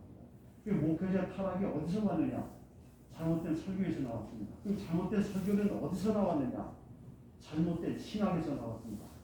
저는 평신도입니다. 그래서 저는 결론으로 평신도 소위 말하는 성직자라는 말을 저는 매우 좋아하지 않습니다. 왜냐하면 성직자라는 그 말 뉘앙스 자체가 죄송하지만 그 캐톨릭에서 나온 겁니다. 선생님 이제 질문을 해주시죠. 예. 그래서 저는 제가 가지고 있는 대안은 뭐냐? 평신도가 깨어나야 된다고 생각합니다. 이제 목회자 성직자 믿어서는 안 된다. 평신도가 우리가 깨어나야 된다고 생각하기 때문에 제가 한 18페이지 되는 자료를 하나 가지고 계십니다. 필요하신 분들은 제가 좀 드렸으면 좋겠고요. 지금 30분밖에 없습니다. 그리고 소장님께서는 평신도 서역에 관해서 이게 불만 붙으면 굉장히 많이 파동이 되고 엄청난 파장일 것 같은데 불을 따기가 쉽지가 않거든요. 그래서 거기에 관해서 평신도들을 어떻게 깨울 것이냐 하는 고민에 대해서 조언을 좀 듣고 싶습니다. 감사합니다. 그 목회자의 타락은 그 신학 교육에 문제가 있고 또 이걸 해결하는 데는 우리 좋은 말씀 드렸습니다.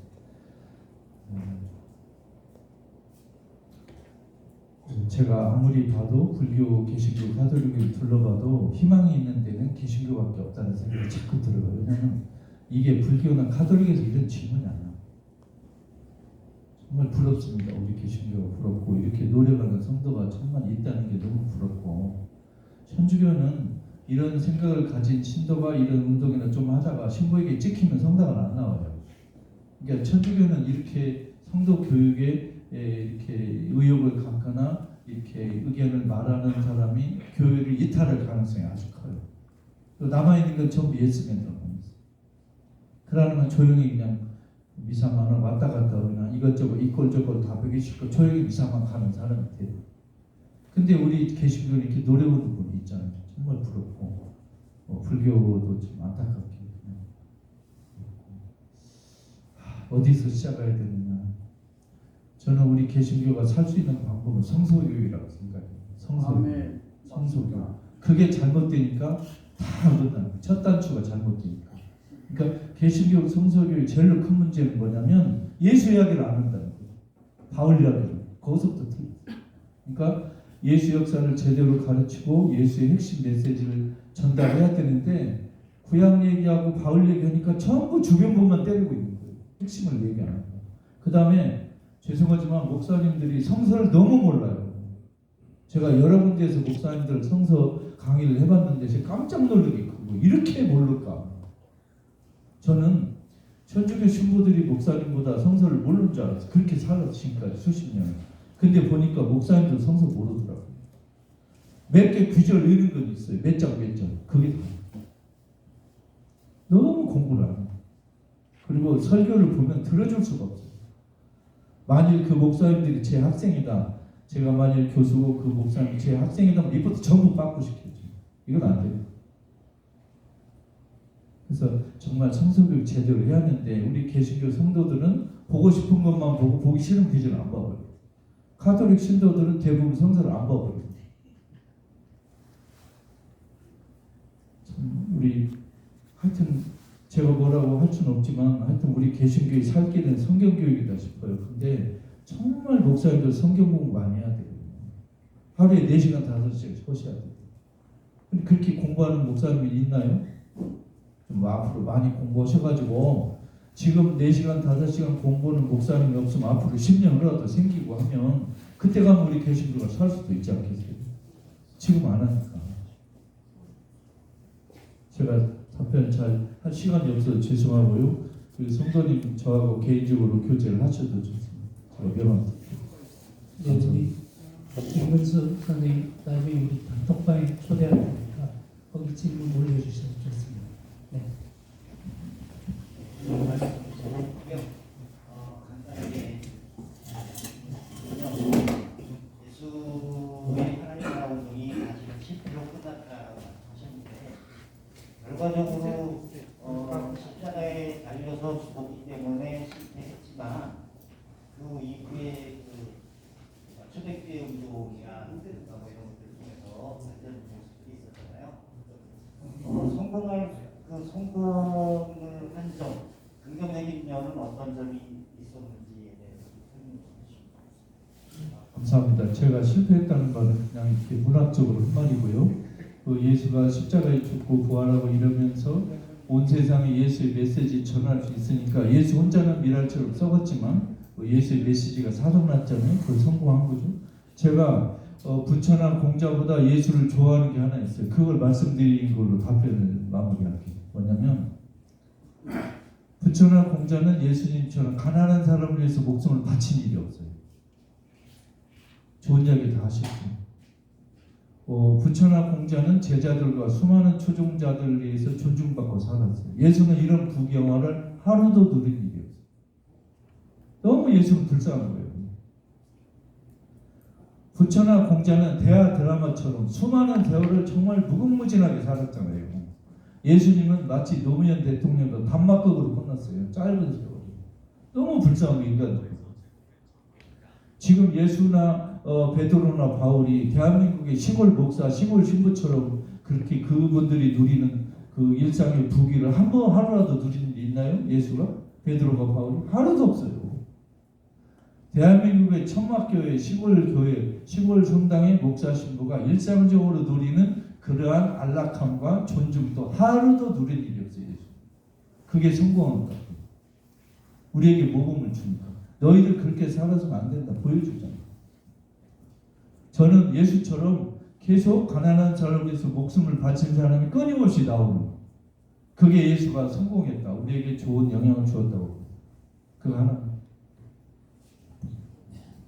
이제 마지막 질문 받겠습니다. 제가 좀 네. 오늘 제가 욕을 많이 먹었던 불 중에 한 사람이 목사입니다. 오늘 마땅히 들어 먹어야 할 욕을 많이 먹었으니까 조금 오래 갈 것 같다는 느낌도 들고요.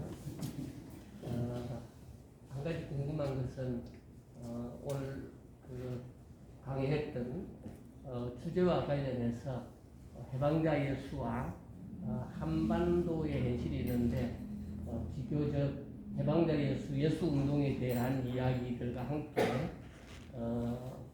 해방자 예수에 대한 이야기들은 얼추 이야기된 것 같은데 교수님이 가지고 있는 논리적인 그런 사고를 통해서 한다면은 한반도의 현실이 오늘 이 주제와 관련해서는 반반도의 현실을 이야기하신 것 같아요. 그래서 제가 남아있는 한반도에 대한 그 통일과 관련해 있어서 분단과 부분에 있어서 조금 더 반반도만 이야기했던 부분에 대해서 또 다른 반반도에 대한 것들을 이야기해 주셔야 한반도에 대한 이야기가 될 수 있을 것 같은데 그 부분도 듣고 싶습니다. 제가 우리 지금 한반도 양쪽 그 정치 체제에 대한 이야기를 다 하면 좋은데 제가 그런 식견이 사실 없고요. 그러다 훌륭한 분들을 모셔다가 듣는 게 더 어울리는 것 같고, 제가 그 분야에 대해서는 아마추어밖에 안 되는데 감히 이제 그 말하는 건 좀 제가 잘못한 거라고 생각해서 그 부분은 우리 한반도 양쪽 체제 문제를 알고 그런 걸 이제 그 분단 통일 문제를 더 연구하신 분을 초대하는 게 오히려 더 정확한 것 같고, 제가 하는 것은 어울리지 않는 것 같고, 하여튼 목사님 죄송하고요. 오늘 여기 목사님 장로님께 제가 마지막이니까 사과를 하고 가야 욕을 들먹잖아요. 제가 문학적으로 표현했지만 여러분을 존경합니다. 그러니까 돌 던지지 마시고 이것은 제대로 된 목사님, 장로님들이 많이 나오기를 바라는 마음이고, 한국 개신교 카톨릭이 빨리 개혁을 해서 우리 국민들에게 희망을 주고 그래 달라는 마음에서 그런 거죠. 얼마 전에 돌아가신 그 베네딕토 교황이 이런 말 했어요. 희망으로 연결되지 않는 회개와 반성은 의미가 없다. 그러니까 제가 우리 개신교 카톨릭의 반성을 촉구하는 건 제가 책임이 없다 그런 것도 아니고, 우리가 절망밖에 답이 없다 그런 게 아니고, 제발 우리 개신교 카톨릭이 우리 한민족이 나아가는 한반도 모든 8천만 백성이 나아가는 길에 빛과 소금이 좀 되어달라. 근데 지금 그게 안 되니까 너무 마음이 아프고 슬프다 이런 얘기를 하고 싶은 거예요.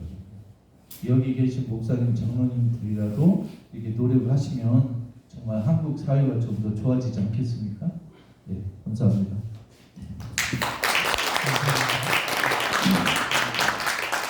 참여해 주신 분들, 또 답변해 주신 강사님들, 또 참여해 주신 모든 분들께 다시 한번 감사드립니다. 이것으로 마치도록 하겠습니다. 이제 정세일 장로님 나오셔서 다음번에 주시겠습니다. 이 꽃다발 사진 먼저 찍을까요?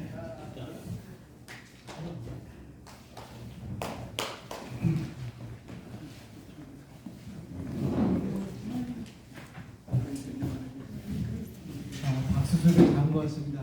1시간 거의 30분 동안 강의 주문 받으신 김군 선생님께 큰 박수 부탁드립니다. 그 강의 때문에 제주도에서 올라오셨어요. 그래서 더욱더 감사하다고 생각을 합니다. 여기는 광고 말씀드리려고 왔습니다. 오늘 보니까 저희 아마도 이제 오늘 새로운 분들이 많이 오셨는데 이것은 아마도 김근수 선생님의 그 지명도 때문에 아닌가 이런 생각이 듭니다. 그래서 저희 생명평화 포럼에 관한 설명을 좀 드리고 몇 가지 광고 말씀드리려고 제가 나왔습니다. 저는 그 생명평화 포럼의 상임대표 정세일입니다. 이렇게 와주셔서 감사하다는 말씀 다시 한번 드립니다. 저희 생명평화 포럼은 여러분들 웹잡에서 보시다시피 190차 포럼입니다. 저희가 2005년도에 만들어졌고요. 올해도 190차 포럼인데 1년에 딱 10차례씩 합니다. 1월달에 저희 총회하고요. 8월달에 저희들이 수련회관이라고 빼고 1년에 딱 10차례씩, 올해가 190차니까 만 19년을 꽉 채워서 이제 20년 차로 들어가고 있습니다. 그런 의미에서 190차 포럼을 해주신 김은수 박사님이 큰 역할을 좀 해주셨다는 생각이 듭니다. 아까 우리 강 목사님이 그 한반도 문제, 북쪽에 관한 이야기를 하자고 그랬는데 마침 제가 다음 포럼에 관한 선전을 좀 하려고 통보를 드립니다. 이번에 저희 사정하고 강사의 사정 때문에 3월 7일 날 할 겁니다. 3월 7일 날 우리가 통상적으로 첫째 목요일 날 하는데 강사님 문제가 발생을 하면 두 번째 목요일을 하기도 합니다. 근데 이번에는 화요일을 바꿉니다. 3월 7일. 이번에는 웹자보를 만들 때도 화요일로 크게 쓸 건데요. 통일TV의 진천규 대표를 모셨습니다. 요즘 남북의 문제, 그리고 진천규 그 통일TV가 한 6개월 전에 KT에 있는 진이TV에서 262번 채널을 가지고 방송을 하다가 지난달 말경에 2시간 전에 통보를 해주고 송출을 중단했습니다. 아시는 분 아실 거고, 그리고 유럽변은 아닌 것 같은데 천공하고 관련해 있는 TV에서 채널본을 가져갔고, 천공이 하고 있는 강의를 하려고 하다 그것까지 넘어간 것도 그건 안 한다 될 것 같은데, 그런 스토리가 좀 있습니다. 그래서 지금 남북 문제를 다뤄가는 모습도 그렇고, 이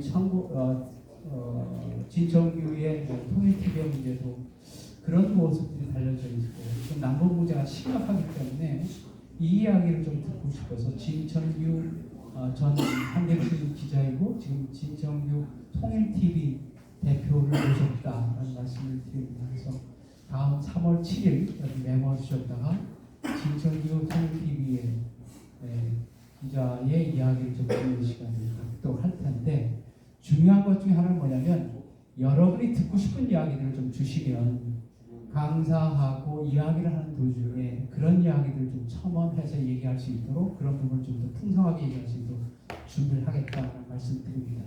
저희가 아직까지 해온 포럼의 형식이 그래왔습니다. 물론 일방적으로 얘기를 하고 있지만 우리 청중들이 듣고자 하는 이야기, 관심 갖는 부분을 좀 조정해서 한다는 말씀 좀 드립니다. 또 하나 중요한 거를 말씀을 드리고 싶습니다. 여러분들 비상시국회의 얘기를 들으셨는지 모르겠습니다. 길게 정확히 따지면 검찰 독재와 민생 파탄 그리고 전쟁 위기 방지를 위한, 저지를 위한 비상시국회의가 조직 중에 있습니다. 지난 설 전 1월 19일 날 기독교회관에서 대한민국의 원로들이 95분이 함세웅 신부, 김상근 목사, 박성문 선생님 이런 분들이 도저히 이래서는 안 되겠다 싶어서 우리 젊은 사람들에게 비상시국회의를 제안을 했습니다. 그래서 그것을 받아서 전국적으로 비상시국회의가 조직 중에 있고 인천에서도 비상시국회의를 조직할 예정입니다. 그래서 이 부분에 관해서 여러분들 관심을 가져줬으면 좋겠다. 여러분들이 가지고 있는 SNS를 통해서 텔레그램 혹은 페이스북도 좋고 카톡을 통해서 아마 새로운 구글 폼이 아마 돌아갈 겁니다. 비상시국회의에 관한 거기에 대부분 다들 좀 하셔서 힘을 모아서 한마디로 말해서 반윤연대를 형성을 해서 이렇게 나가지 못하도록 해야 되겠다는 생각을 가지고 있습니다. 작은 차이를 극복하고 나락으로 빠져가는 대한민국 고를 새롭게 끌고 가보자라는 의미로 하는 것입니다. 그래서 그 주제는 크게 세 가지입니다. 아까 말씀드린 검찰 독재를 저지해야 되겠다. 민생 파탄 문제 해결해야 되겠다. 그리고 전쟁 위기로 빠져가고 있는 이 나라를 구해야 되겠다는 생각을 가진 여러분들께서 같이 동참해 주자는 부탁을 좀 드립니다. 지역의 소식 몇 가지 알려드립니다. 이번 토요일 날 촛불문화제가 오후 4시에 부평역 북광장에서 있습니다. 많이 관심 가져주시고 참여를 해주시는 것이 좋지 않겠나 싶습니다. 솔직히 말씀드리면 저도 우리 김 선생님한테 욕 먹을지 모르겠는데 서울에서 하는 촛불, 인천에서 촛불에 안 나갔습니다. 사실 너무 빨리 윤석열 퇴진 문제를 건드려서 대중적 지지를 받기 어렵겠다 생각을 했는데 이미 그렇게 가고 있기 때문에 이제 작은 차이를 넘어서 힘을 몰아야 되지 않겠는가, 또 전략적으로 생각하는 사람 생각하더라도 해야 되겠다는 생각이 들어서 하게 됐다는 말씀을 드립니다. 하나 더 광고를 드립니다.